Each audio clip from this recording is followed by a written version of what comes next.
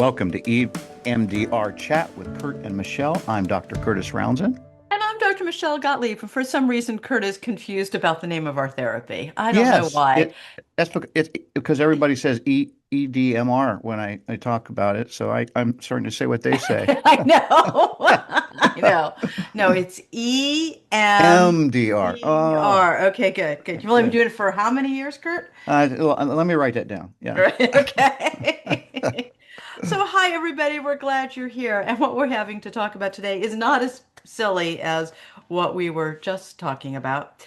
Um, Kurt, it's really interesting when I talk to clinicians who are working with clients who are dealing with grief, and I Right. hear so many different things. And part of it is just our cultural expectations, our religious expectations. But one of the things that I hear a lot is we shouldn't do EMDR therapy on grief because this is a normal process and people need to work through it. What's your response to that? Well, it is a normal process, and definitely we will work through it. And one of the things that we find is that different cultures, different families, different religions may have kind of established steps that people go through. Um, but even though it's normal, it doesn't mean that it doesn't get complicated sometimes, and that our grieving process can lead to a mourning factor where our identity is changed and it becomes more and more complicated. So EMDR doesn't take away anything that's normal as necessary for the brain for us to go through losses. But what it can do is take away that which is unnecessary. And people suffer often because the unnecessary they believe is necessary. Right. And even, I mean, look, a couple of things. One, that statement, EMDR does not take away that which is necessary. That's true, not just in grief, that's in all aspects. So Everything. don't forget that. But there is, and you have a story that I want you to tell in just a second, but there is, again, an assumption that grieving should take a certain amount of time. If you're doing it right, whatever Right. that means, it should take a certain amount of time. And you have a story that kind of relates to that. Well, this goes back many years ago when Francine was beginning doing the trainings, and she had a story about grief and loss, and she would tell the story. And I hope I get the details as close to how she would tell it. But Francine was still working at her office at Menlo Park, the Mental Research Institute, and she was in the midst of creating EMDR, developing it in those days.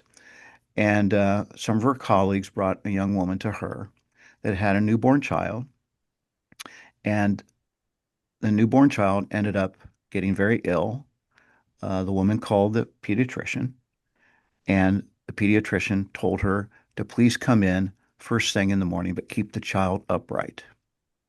And Francine would pause and she would say, how long in your paradigm, in your framework, be it cultural, be it religious, how long is grieving long enough? Is it 2 years, like some research says?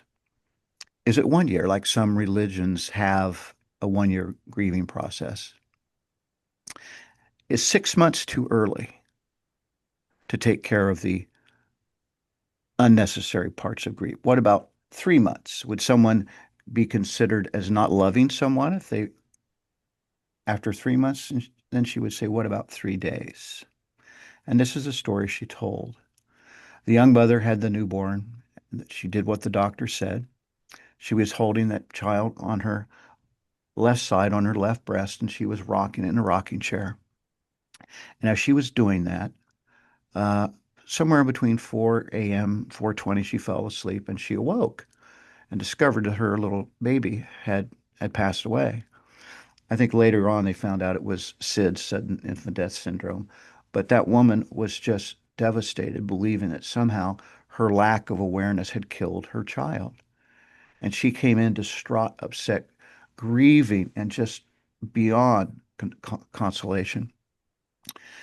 And she came in, and the death had occurred 3 days previously. And she had a feeling along her left side, like electric shock. It was unpleasant. That's where the baby had laid.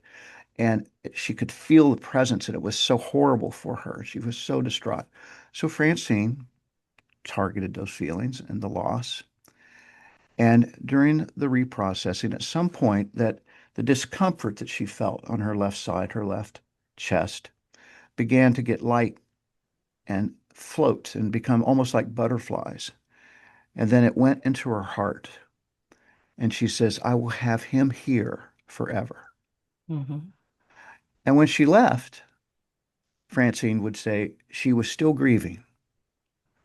But what had happened is that EMDR had helped remove the unnecessary part of that horrific responsibility she felt and the physical sensation that was haunting her. She would still Right. grieve. That's necessary. But what it took away was that which was unnecessary. Right. And I think that's such an important piece and so confusing for so many of us is that she should have continued to be non-functional, right? But Right. why? I mean, why? Why? I mean, like I had a client who her 2-year-old son was killed in a terrible accident and she wasn't there. Mhm. And of course, what we often do when we're not there is we fill in that picture. And so she was just haunted by the picture of her son's death.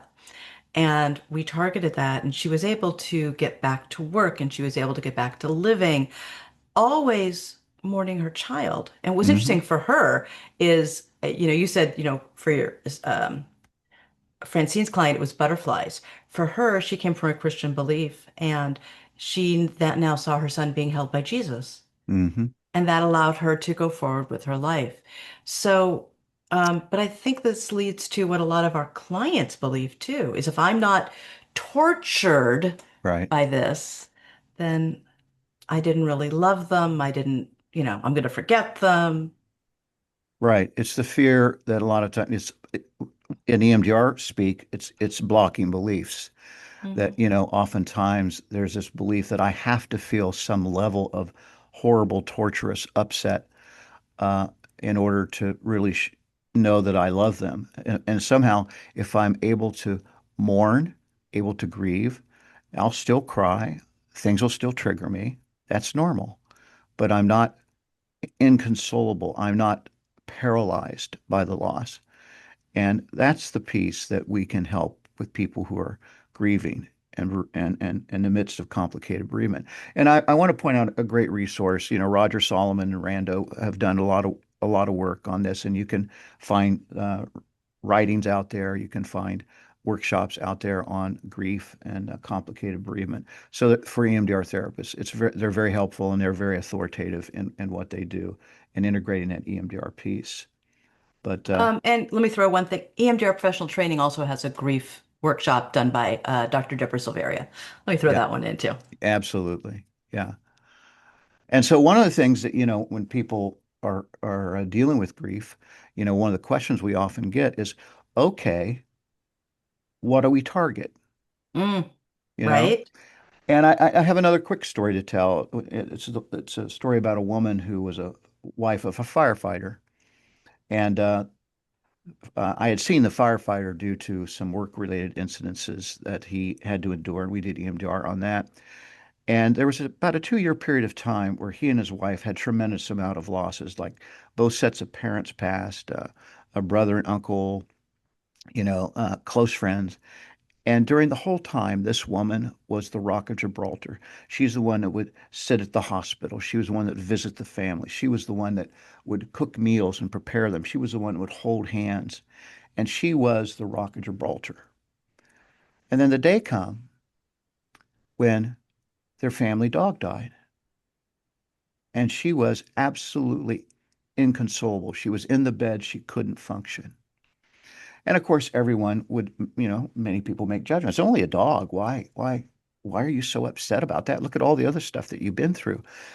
But any loss opens the door to any unresolved losses. And so for her, her rock was the dog during all that time where she was strong for other people. And so the loss of that pet became a target.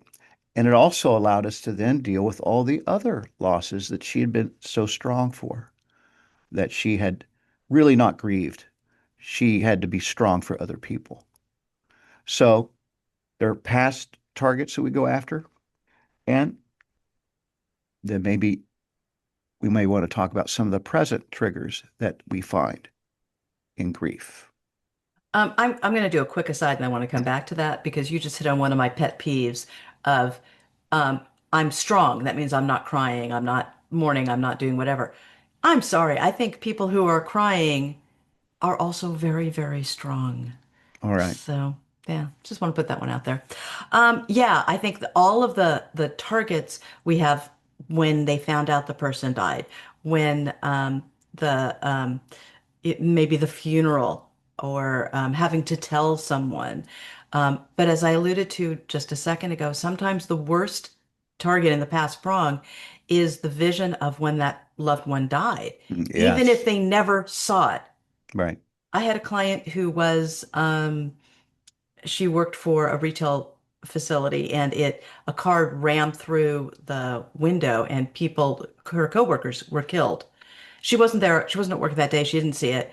Um, but the image she had were the people who were killed, the car accident. Right. And we targeted, she never saw it, but we Right. targeted that. And that's often the worst target. It's the brain fills it in. We didn't see it, but we imagine how horrible it is, and the memory is just as bad as if we had seen it, or Hmm. the imagination is just as bad. And the other Right. thing is the nightmares that may come Yeah. during that time they are very useful targets. But the other thing, Michelle, is as we deal with all the past, the thing that I often is very um, strong in my patients is it's the present triggers now. Yeah. It's Hmm. it's waking in the morning and walking down the stairs and not smelling the coffee Hmm. that other person would make. Hmm. Uh, Going back to their church or synagogue for the first time now Hmm. without that person. Hmm. And how many times we hear a song, Right. you know, Right. all these present triggers. Um, when God forbid you lose a child, Oh. difficult hanging around other parents that have children your child's age. Or how old your child would be, as you continue on, Oh, right? yeah, yeah. You know, You go to a graduation of some of your friends' right, child and know that yours uh, would have been there. But right, right, those are all good targets, present triggers for EMDR right, and for future templates. right. I have one that the husband was a very, very loving husband. And he always would put the wife's towel in the dryer. So when she got out of her bath in the morning, he'd wrap her in this nice warm towel. And then he died. Yeah, And it's the putting on the towel that's not so warm, right? And not being wrapped up by her husband. And it's those things that are so wonderful and loving and hard. But I'm going to say another one that's really difficult too is it's the not having the relationship you always wished for. yes. That's another thing that we can have, the fantasy or the loss of the fantasy, right? That can be another piece of the work that we do as well. That you know, we worked so hard. We wanted to reach higher and live this life together, Right? and that's gone. Or Mm. we wanted to have grandchildren, and that opportunity is gone. Mm-hmm. All of those things that are real, Mm-hmm. and we will grieve, Mm-hmm. uh, and it's necessary. But the idea of having to have torturous suffering in order to demonstrate our love for our lost loved one. And by the way, it doesn't have to be the loss of a loved one. It could be a loss of a job. Mm-hmm. It could be a loss of you know, think of the people at the fires, their homes, the Right? earthquakes, of Mm-hmm. floodings, so all of that is it's not just people, but it's the things that mean a lot to us Right. and often involve people. Like our family's home's gone. It got burned up in the fire, got taken away by the flash flood, Right. uh, and how that impacts the rest of our life.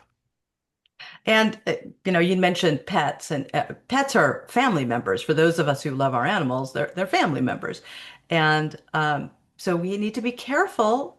and this goes for everything as a clinician, that we don't put our value on it of like, that's stupid. Why would you mourn the cat? Because the cat was important to that person. And so it's important that we target that, right? We don't put our values on that. That's right. It's just like, think of the little child that loses their favorite stuffed animal Hmm. Hmm. and how horrifically upset they become. And, adults say, well, it's just a stuffed animal. We'll get you another one. Right. Well, that's not the point. Right. We gotta be attuned to Right. their suffering, but also be that um, one that helps them move through the journey of the loss. Right. So, Curt, how would you, when you've got a client, what helps you determine whether they are going through grieving, whatever it is they're grieving, in a healthy manner? When do you see it as complicated? When do you step in? When do you not step in? How do you make that clinical decision? If someone's coming in to see me because of a loss, I'm going to assume that there's a clinical reason for them to come in. Mm-hmm. And so I'm going to do the history taking. We're going to explore what that loss means, and I'm going to target it. EMDR won't take away anything that is important, but it can certainly take away that.